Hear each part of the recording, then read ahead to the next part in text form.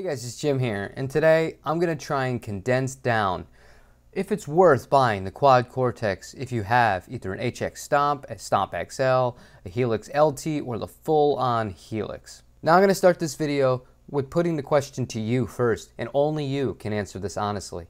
What do you actually need? Do you have a wide collection of analog pedals and or amps that you'd like to be able to capture? Do you have a wide selection of effects that you're already really happy with externally, so you don't need to rely on the effects of either of these units?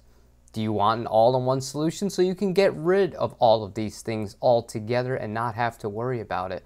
These are questions that only you can answer for yourself. And when you're making a big decision like this, you really need to think of yourself first. I can't stress this enough. And not worry so much about what the internet says is better, what X YouTuber says is better. That doesn't matter. A spec sheet doesn't matter. What matters is what's going to help you, your situation, your creativity, or your live performances. And before you completely write off this comparison because I'm using an HX Stomp and not a full-on Helix to compare it to the Quad Cortex, I want you to keep this in mind. Effects-wise, they're exact same. And the only big difference outside of, obviously the footprint here of the full-on Helix versus the HX Stomp, when it comes to the sounds, you're limited with how many blocks you have. Now, obviously you can get pretty intense here, but we're going to be looking at it, and I'm going to only be using the same amount of blocks on the Quad Cortex when comparing it. And secondly, because I still believe the HX Stomp is one hell of a value, coming in at $500 used on Reverb. It's very hard to beat this, and even if you were to buy one new at $600, is the Quad Cortex worth triple the price?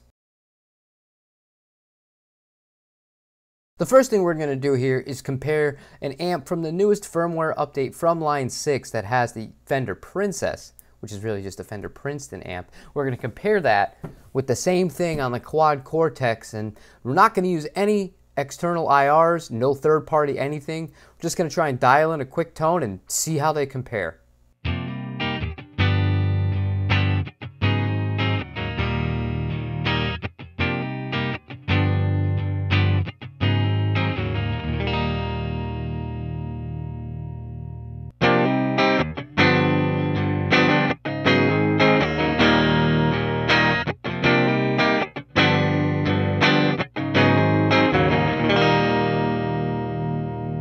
Okay, I added in some spring reverb at 35% in the mix and the very end of the chain for both of the devices. We're going to start again with the line 6.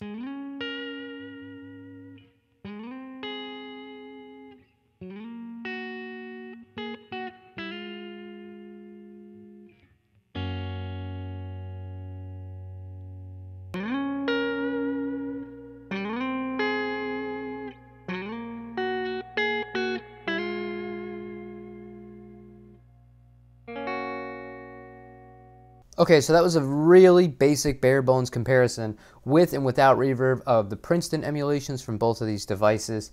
I think it's important to note here two things.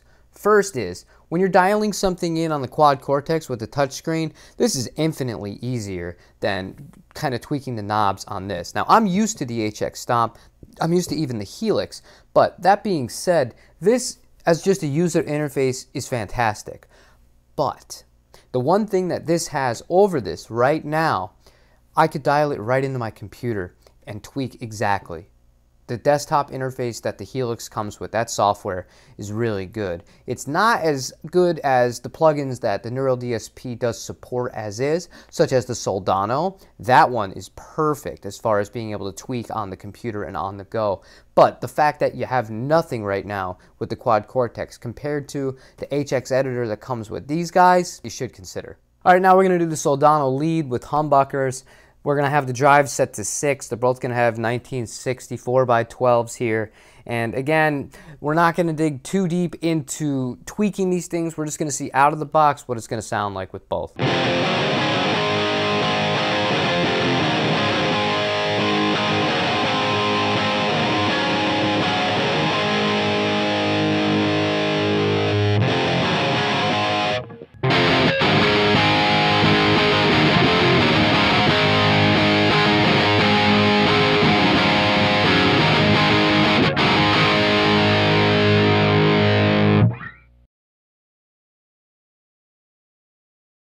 Now this is the part where I'm going to disappoint some of you who really want me to go through every single effect and compare them. And I'm going to make some of you pretty happy because I'm not going to bore you with that. I'm not going to subject you to it. I'm just going to give a kind of summary of my opinion here on the two devices in regards to the effects. The Neural DSP is missing a lot of these effects, and a lot of the effects that it does have in common with it, such as a flanger, you have one flanger, whereas on this guy you have a bunch of different choices with the Line 6 stuff. Now, does that mean that one is better than the other in that aspect? As of right now, on this day, yes, I would say that the Line 6 has the edge as far as the effects go. But we're talking about a product that has had decades of development and decades of experience with the brand itself making these kinds of things versus somebody who this is their first really endeavor into this area of the market. So would I say that's enough for me to not want to purchase the Quad Cortex on that alone?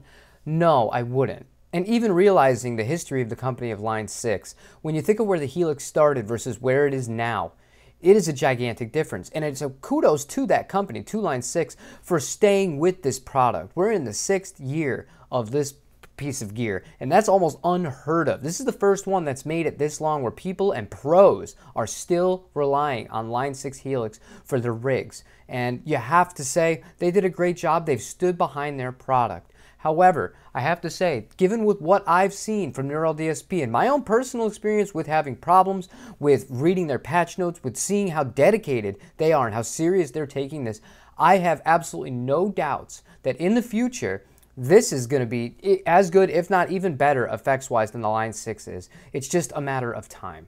And now this is something you definitely have heard before, but it really is true. And if you've never played either of these devices, I cannot stress how important this is as a guitar player and for somebody like me to really love about the Neural DSP in comparison to any of the Helix family products. It feels better to play it.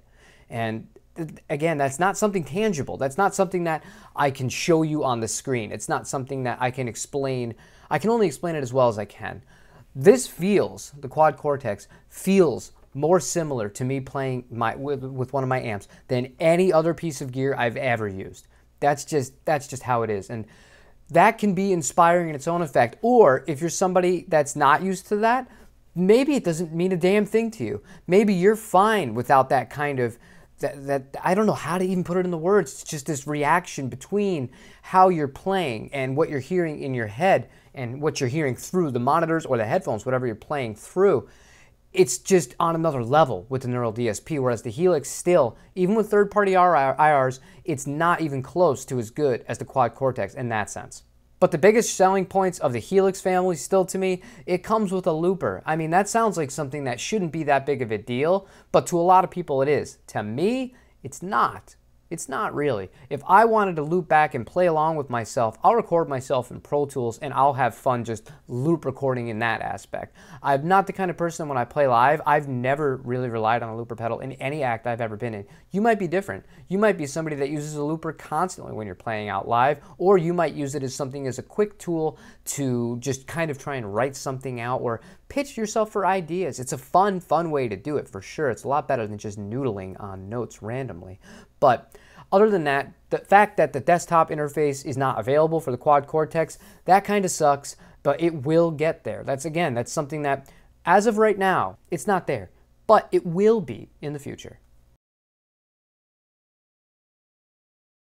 And this brings me right back to the need versus want versus spec sheet versus do you want to look cool posting a picture of what you have on Instagram.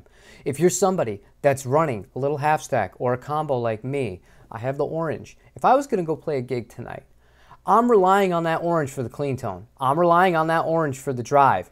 I have 1 or 2 boost pedals and I have, the Drive Master, okay? I still would need a spring reverb and I would still need a delay. At the very minimum, those 2 effects to get going. At that point, bringing out the Quad Cortex is going to be overkill. Whereas with this guy, even if I only use the 2 banks that are available on it, and I use the 3rd one as the tuner, I could have my reverb and my delay foot switchable, boom, I'm done. Run it through the effects loop. I don't need anything else. But what if in that same scenario, my amp gives out on me and I have to run through front of house?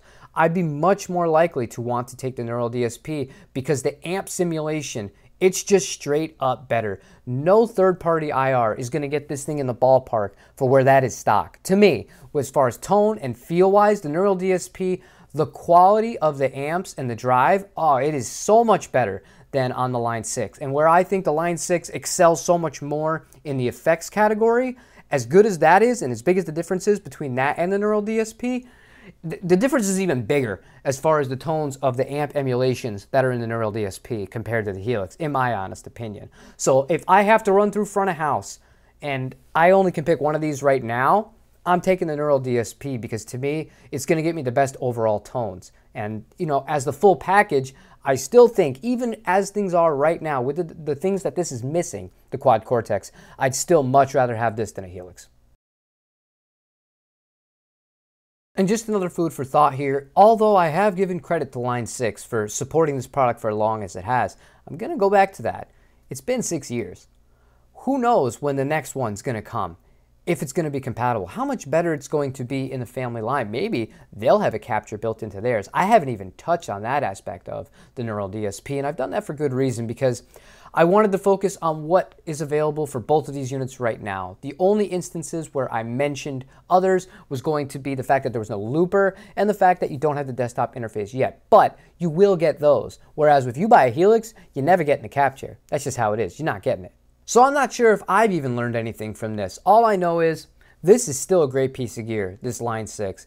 It works to this day. It still sounds really good. I think it shines with the effects, but the Neural DSP is just, to me, it's a better all-in-one solution. And if I'm looking for something to do everything and to be kind of the heart of my studio setup, it's a no-brainer. I'm going to go with them every single day of the week over the Helix. And that's not to discredit the Helix because the things it does well, it does really well. So I know this has been kind of all over the place, and I've never done anything like this as far as comparing, you know, tech pieces of gear. And there are people that could tell you all sorts of things about frequencies, about the sonics, about the specifics of why a tremolo would sound better on the Line 6 than it does on this, kind of deficiencies or advantages. I don't think I'm the right person for that, so I went out of my way to focus on real-life scenarios here, real-life applications, real-life out-of-the-box, no tweaking. What can you expect from these in the instances that I did demo them? And I feel like they're both great. They're very different, though. They're very different. One is towards the end of its life cycle. One is in its infancy. One is 3 times as much money. But if you compare the full Line 6, where you're going to have a lot more banks available to you, maybe you're somebody that does want to stack 40 delays and 50 reverbs and then have different routing for all sorts of different amp applications. For me, I'm not that complicated. I want one amp, a few effects, boom, I'm good to go. I want a really good capture device so that I can use the amps that I do love at night and not have to worry about it. And I don't know. I'm very happy with the Neural DSP, but I was also very happy with the HX Stomp for the years that I've had this as well.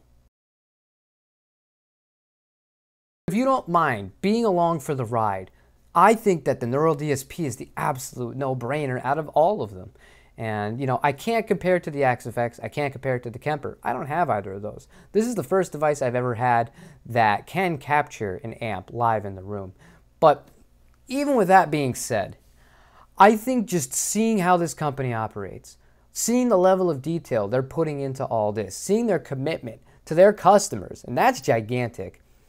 I got nothing but good things to say, and I have nothing but hope and aspirations for the future, and I cannot wait to see whatever the final product of this thing ends up being, because it's already fantastic in my book. But if this was helpful for you at all, please leave me a like. I struggled with this one. This was a lot harder to kind of put into video form than I had anticipated. And, you know, at the end of the day, I ended up not doing as much as I thought I was going to want to do as far as the tonal comparisons because, like I said, I don't think that it really would have served a purpose, and I just would have been a time filler. So if you liked the video, leave me a like. If you didn't like the video, leave me a dislike. You know, it is what it is. This is kind of me olive branching out to a different kind of video that I normally don't make. But other than that, I will see you tomorrow with something a lot more focused than this. I just wanted to get this out here while I still had the HX Stomp because I did sell it, and we are going all the way with the Neural DSP from here on forward. So I will see you tomorrow for another guitar video. Take it easy, you guys.